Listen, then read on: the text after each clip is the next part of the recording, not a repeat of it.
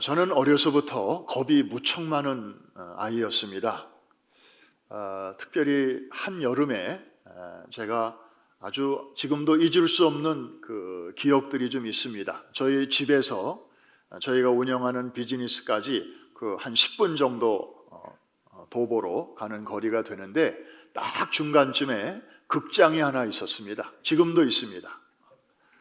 그런데 문제는 한여름이 되면 그 영화 프로 중에 공포 영화들이 꼭 들어와요. 근데 그 극장에 전문 이 페인터가 있는데, 여러분 옛날에 그 페인터가 왜 커다란 베니아판에다가 그 포스터를 그려가지고 극장 전면에다가 딱 붙여놓잖아요. 그런데 그림을 정말 그분이 잘 그렸어요. 포스터보다 잘 그렸어요.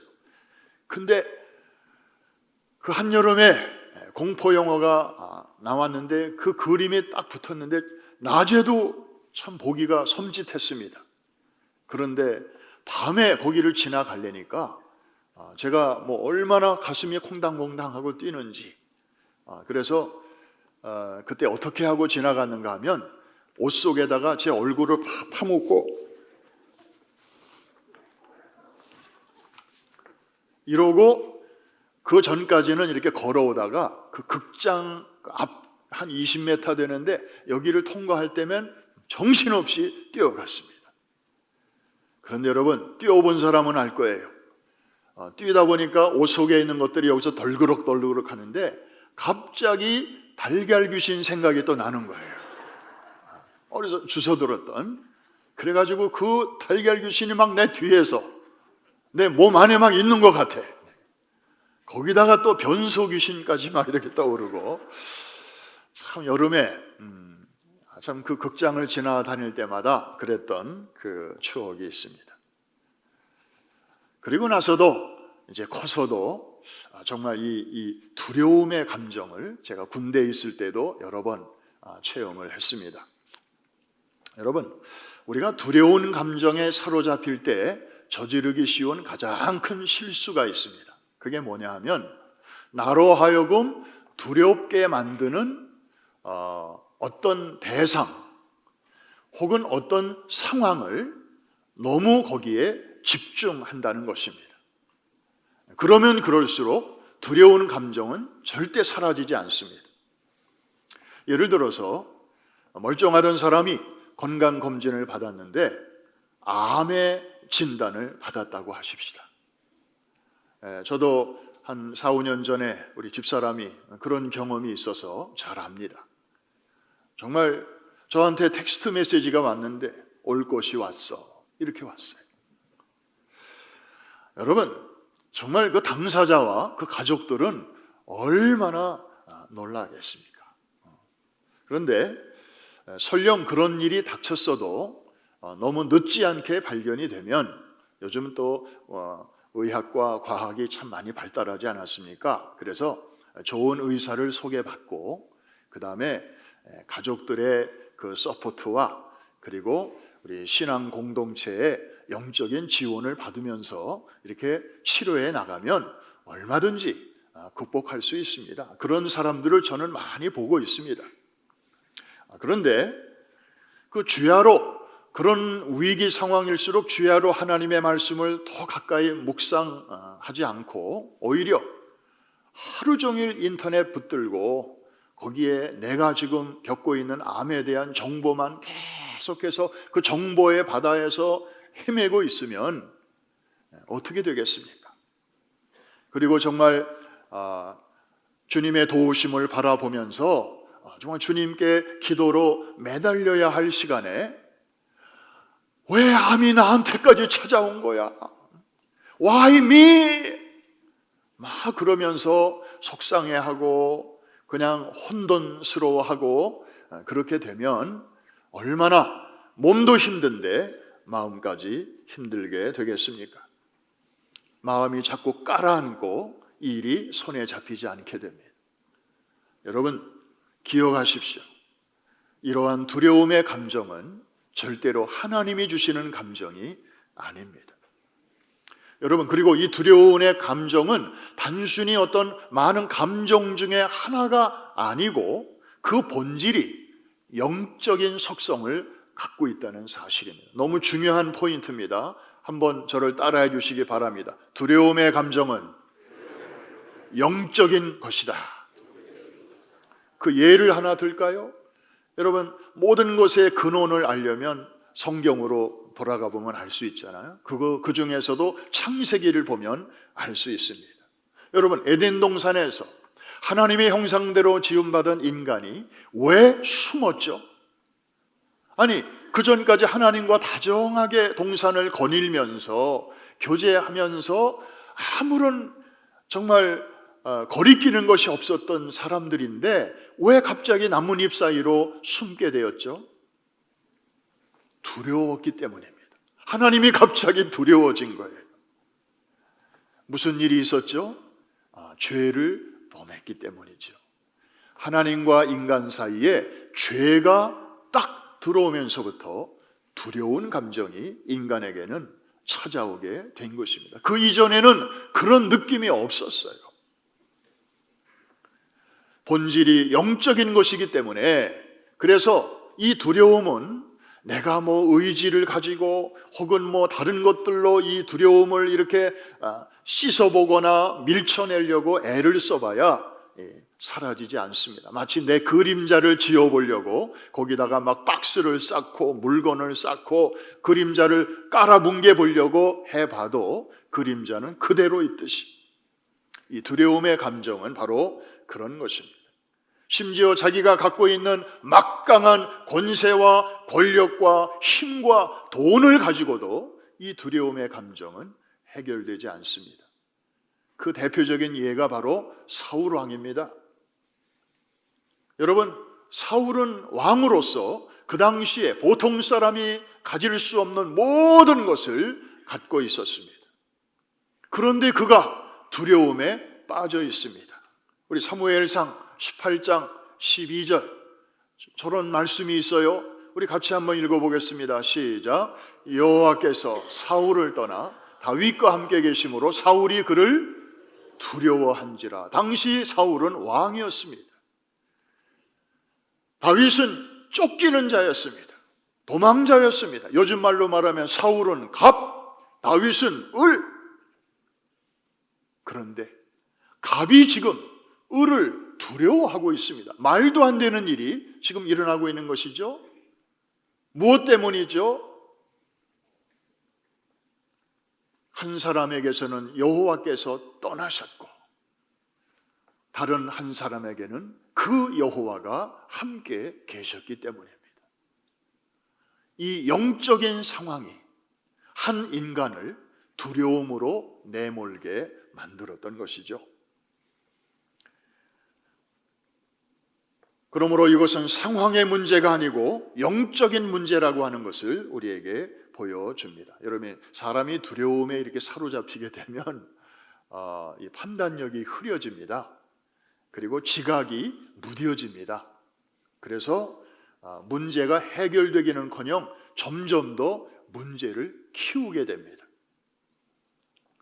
여러분, 사울 왕을 보십시오. 이 두려움이 사라지질 않고 하나님의 떠난 자리에 계속 이런 좋지 않은 감정들이 그의 삶을 지배하다 보니까 말년에는 무당을 찾아갑니다. 누구를 찾아가요? 무당을 찾아가요. 한때 여호와의 신으로 충만했던 사울 왕이었습니다.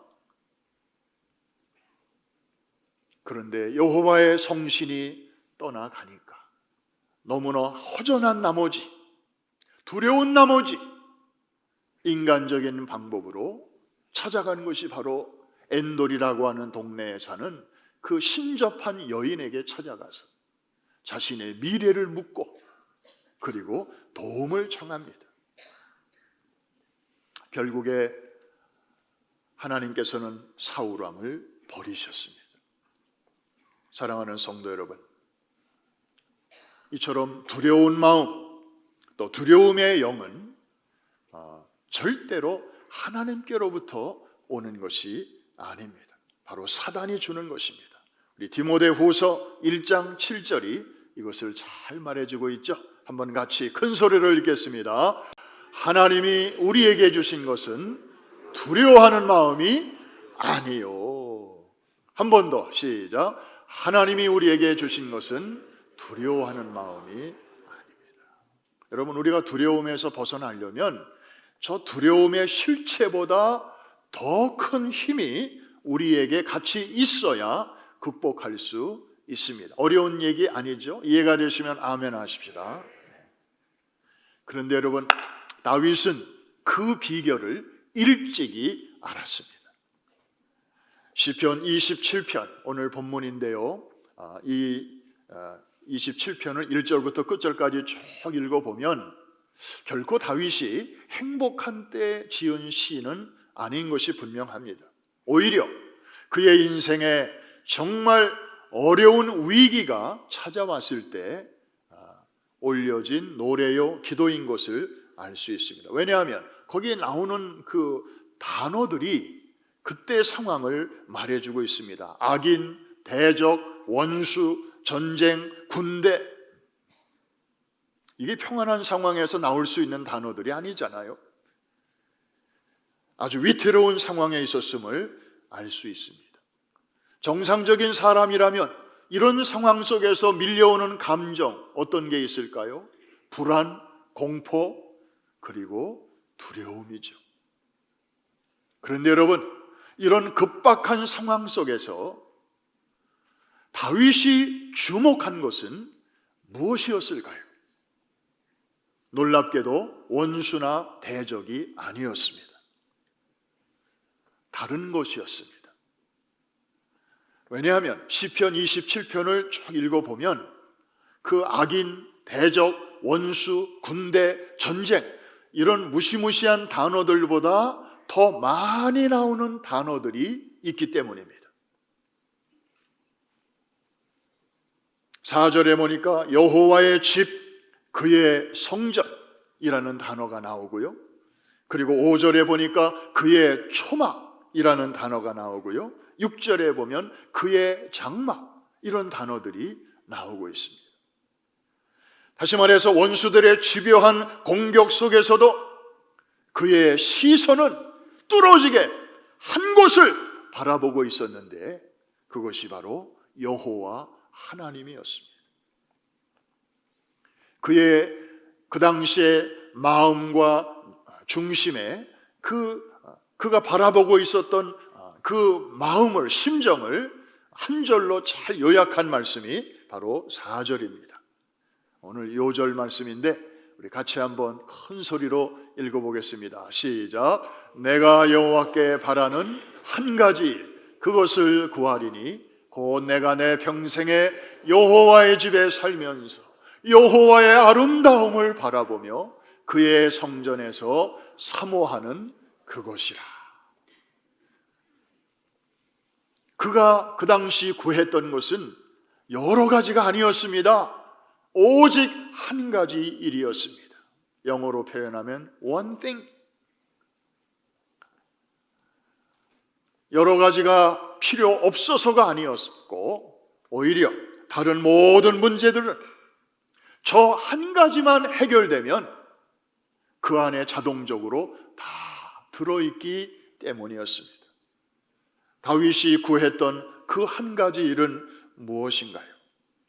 평생을 하나님의 전에서 살고 싶다는 것이고 거기서 하나님의 아름다움, beauty of the Lord, 하나님의 그 아름다움을 주목하며 살고 싶다는 것이고 그분의 전에서 늘 그분을 seek, 찾으면서 살겠다는 것입니다. 다시 말해서 그분의 임재 안에서 그리고 그분의 면전에서 살고 싶다는 것이었습니다.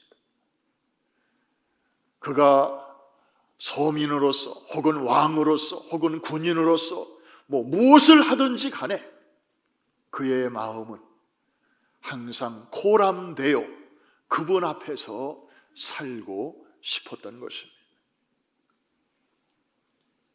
다윗은 이스라엘 역사상에서 가장 훌륭한 임금이었고 가장 강력한 왕이었습니다. 그가 원하는 것은 말 한마디면 다 얻을 수 있는 그런 위치에 있었지만 그가 하나님 앞에 오직 한 가지 구했던 것은 바로 하나님 자신이었습니다. 그래서 그는 이런 시도 지었습니다. 여러분이 너무나 잘 아는 시입니다. 제가 처음에 한번 읊어볼 테니까 뒷부분은 여러분이 한번 같이 한번 해주세요. 여호와는 나의 목자시니 그 다음에 다 같이 내가 부족함이 없으리로다. 다윗이 이런 고백을 한 게 이제는 이해가 되시죠. 내가 오직 한 가지 일을 구하겠다고 했던 그 사람의 입에서 나온 말이 바로 이것입니다. 우리 교회는 자타가 공인하는 사역 중심의 교회입니다. 로컬 처치이면서도 지금까지 글로벌한 사역을 참 역동적으로 정말 정신없이 해왔습니다. 그런데 하나님께서는 때가 참에 정말 많은 일을 감당하는 우리 교회와 성도들에게 내실을 기할 수 있도록 최근에 말씀을 보내주셨어요. 그게 바로 PRS라고 공동체 성경 읽기라고 하는 것이죠. 우리가 그전에는 그냥 주로 책으로 말씀을 읽었잖아요. 그러니까 굉장히 평면적으로 말씀이 다가왔습니다. 물론 그런 가운데도 성령의 역사가 참 컸죠. 그런데 이 드라마타이즈된 이 바이블을 우리가 접하면서 얼마나 말씀이 이렇게 실감나게 다가오는지 몰라요. 그러니까 평면이 아니라 이제는 입체로 우리에게 다가오죠. 근데 그 어느 때보다도 이렇게 잘 준비된 디지털화된 그런 말씀과 가까이 있으면서도 우리의 문제는 여전히 있었습니다.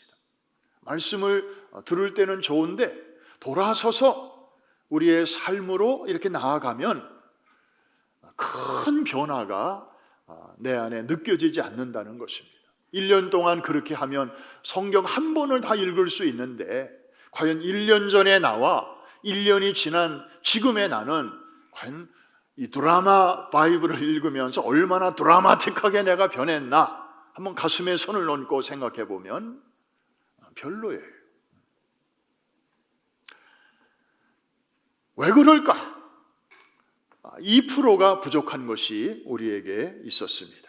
이 숙제를 어떻게 풀어가야 하나? 이것이 이제 우리 모두의 고민이었습니다. 그런데 또 때가 참에 하나님께서 5월에 박순애 전도사님을 보내주셨고 6월에 유기성 목사님을 보내주셨어요. 저는 두 분의 그 성향이 완전히 다르지만 같은 하나님께서 사용하시는 종들이기 때문에 거기서 공통점을 보았습니다. 한 분은 정말 기도의 여인이었잖아요. 여러분, 이분도 정말 24시간 주님을 떠나서는 아무것도 할 수 없는 하나님이 그런 혹독한 환경 속에서 그런 훈련을 시키셨어요. 그리고 유기성 목사님은 좀 이렇게 도시적인 분위기 속에서 뭐 그렇게 막 이쪽처럼 막 그렇게 혹독한 고생과 훈련의 과정이 아니고 정말 철저하게 목회자 가정에서 태어나셔서 늘 말씀의 분위기 속에서 살면서도 왜 우리가 변하지 않을까? 왜 변화가 안 될까? 그 원인이 뭘까를 깊이 고민하시던 중에 이제 예수 동행 이 훈련이 잘 안 돼서 그렇구나. 우리가 주님을 늘 모시고 살면서도 주님을 너무 우리가 무시할 때가 많았구나. 뭐 어디서 뭘 이렇게 큰 거를 새로 것을 찾는 게 아니라 우리 안에 이미 들어와 계신 그 주님을 우리가 좀 더 잘 의식하고 훈련하고 그래서 그분과 동행하는 그런 삶을 살게 하는 게 중요하구나. 그 방식은 조금 달랐지만 그리고 환경과 그 과정은 좀 달랐지만 결국에 이 두 분의 그 사역의 초점이 한 군데서 만나게 되는데 결국에는 주님의 임재와 동행, 훈련이 참 중요하다. 그래서 정말 그 채워지지 않는 2%까지 딱 하나님께서 채워주셨습니다. 애들 말로 퍼즐이 완성되게 하신 것입니다. 그래서 말씀과 기도가 기초가 되고, 그 다음에 주님의 임재 훈련과 그리고 내가 깨달은 주님과의 그 인터랙션을 또 주변에 있는 사람들과 매일같이 정기적으로 규칙적으로 이제 나누는 훈련, 그쪽 교회에서는 지금 13년째 이거를 하다 보니까 사람들의 삶이 굉장히 많이 변화를 경험하더라는 거예요. 그리고 매일 일기를 쓰니까, 그리고 뭐 교역자들끼리도 나누고 장로님들끼리도 나누고 서로 다 이렇게 소그룹이 있어서 이거를 매일 자기가 쓴 거를 다른 사람이 보는 거예요. 처음에는 되게 두렵고 떨리고 흉 잡힐까 봐 그랬는데 나중에는 이것이 자연스러워지면서 정말 깊은 삶을 서로 나눌 수 있게 되니까요, 팬데믹 기간에도 이분들은 외롭지 않았대요. 교제가 뭐 어렵고 전혀 그렇지 않았대요. 팬데믹 때 오히려 그 유목사님 교회는 더 아주 그냥 큰 부흥이 일어났다는 거예요. 전혀 흔들림이 없고, 와, 삶의 변화가 일어나죠. 그 다음에 교제가 해결되죠. 그리고 일기를 쓸 생각을 하니까 부부싸움을 하다가 큰 소리가 나가려고 하다가 이것도 일기장에 쓰면은 예방 효과까지 있다는 거예요. 그리고 이제 5년, 10년 쓴 일기장들이 노트로도 남아있고 요즘은 앱이 있어서 앱으로 다 하는데, 그런 내용들이 쭉 남아있으면 그의 후손들이, 자식들이 나중에 이거를 이렇게 보면서 우리 아버지가 우리를 위해서 이렇게 기도하셨구나, 우리 어머니가 우리를 위해서 이렇게 사랑으로 수고했구나, 그거를 자식들이 자연스럽게 보게 되면서 정말 신앙의 세대 간 이 전수가 너무나 아주 부드럽게 된다는 거예요. 여러분, 우리가 부모로서 자식을 다 정말 그 무엇보다도 사랑하지만 그냥 우리는 마음이에요. 뭐 기록이 없어, 우리는. 그러니까 장례식 때 보면 그냥 자식들이 그냥 이렇게 덩치로는 참 부모님 정말 고마운데 뭐 이렇게 남아있는 게 없으니까 대개는 손자, 손녀들이 조사를 해요. 할아버지, 할머니 돌아가시면 자식이 하는 법은 별로 없어요. 다 손자, 손녀들이 나와서 이렇게 추모사를 하는데 다 뭐 내용이 그저 뭐 이렇게 맛있는 거 해주시고 뭐 좋은 선물 사주시고 그냥 자기들 이렇게 이뻐해 주시고 사랑해 주었던 그런 내용들이에요. 저는 좀 그런 데서 2% 아쉬움을 느껴요. 자식들이 나와서 우리 아버지는 이런 분이셨습니다, 우리 어머니는 저런 분이셨습니다, 자기들이 보고 느끼고 그리고 전수받은 그분의 신앙과 삶의 발자취를 정말 자랑스럽게 자기 자식들이 앞에 앉아있는 가운데서 그렇게 말할 수 있으면 얼마나 더 좋을까, 그런 생각을 많이 하게 됩니다. 사랑하는 성도 여러분, 우리는 정말 날마다 해야 할 일이 너무나 많습니다. 그래서 우리는 마음이 늘 바쁘고 분주합니다. 그런데 우리가 아무리 노력하고 애를 써도, 저도 매일 아침이면 오늘 할 일 해가지고 이렇게 리스트를 쭉 만드는데 뭐 하다 보면 밑도 끝도 없어요. 여러 가지 많다 보니까 그날 다 못해요. 또 그러면 또 다음 날로 넘어가요. 넘어가고 또 넘어가고, 이런 unfinished business가 우리의 삶 속에 얼마나 많은지 모릅니다.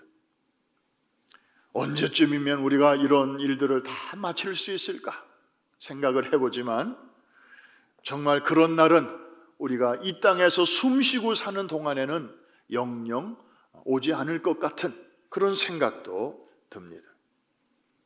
그런데 여러분, 좋은 소식이 있습니다. 우리가 살아있으면서도 이런 정말 굴레와 같은 이런 구조 속에서 우리를 자유케 할 수 있는 길이 있다는 것입니다. 그것은 한 가지 일을 제대로 하는 것입니다. 어려운 말이 아닙니다. 아주 쉬운 얘기입니다. 그것은 바로 주님이 내 안에 계시듯이 나도 그분 안에 거하는 것입니다. 지난주에 유 목사님 요한복음 15장 본문을 선택하셔서 우리에게 조금 보여주셨습니다. 바로 거기서부터 시작하는 것입니다. 한 가지 작은 일도 주님 떠나서 주님 바깥에서 할 때는요, 괜히 바쁘고 괜히 쫓깁니다. 그런데 100가지 일이라도, 아니 1000가지 일이라도 주님 안에서 주님과 함께 주님의 임재를 느끼면서 우리가 하게 되면 이상하게도 여유가 있고 그 안에 평안이 있습니다. 어떤 면에서 우리가 주님을 찾지 않는다면 우리는 아무리 많은 일을 해도 실제로는 아무 일도 하지 않는 셈이 됩니다. 반대로 주님이 나와 함께 계심을 늘 의식하고 산다면 표면적으로는 아무 일도 안 하고 가만히 앉아 있는 것 같은데 실제로는 모든 일을 하고 있는 것입니다. 참 이해하기 어려운 일이죠. 여러분, 성경을 보면 무드셀라라는 사람이 나오죠. 사람으로서는 제일 오래 장수한 사람입니다. 거의 1000년 가까이 살았으니까요. 그런데 성경에 보면 그에 관한 기록은 한 2줄이나 되나? 그것도 그가 한 일이라고는 주로 자식 낳은 일 외에는 없습니다. 아무런 기록할 만한 가치가 없는 그런 삶을 그저 오래 살았다는 것입니다.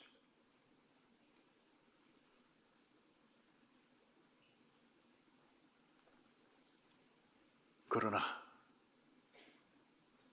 베들레헴 시경의 2살 미만의 어린아이들은 성경에 나오는 그 누구보다도 짧은 시간을 살았지만 그 아이들은 신약 시대에 어떤 의미에서 최초의 순교자들로 하늘의 역사책에 기록되었을 것입니다. 어린 아기 예수 때문에 죽은 아이들이니까요. 성경은 그 사건을 아주 의미 있게 기록하고 있지 않습니까? 우리가 자주 부르는 찬양 중에 너희는 가만히 있어 내가 하나님됨을 알지어다. 우리가 막 뭔가를 해야 되고 하려고 하고 해야 된다고 생각하고 막 그러고 있을 때 하나님은 우리에게 물으시는 것입니다.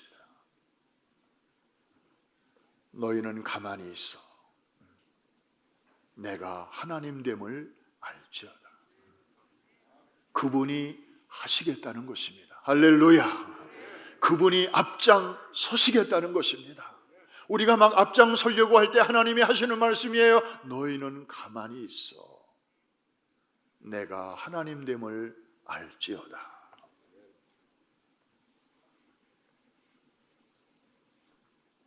더 이상 무언가에 쫓기는 삶이 아니라 예수 그리스도 안에서 무언가 고상한 목표를 향해 쫓아가는 그런 삶을 살아가게 되시기를 주의 이름으로 축복합니다.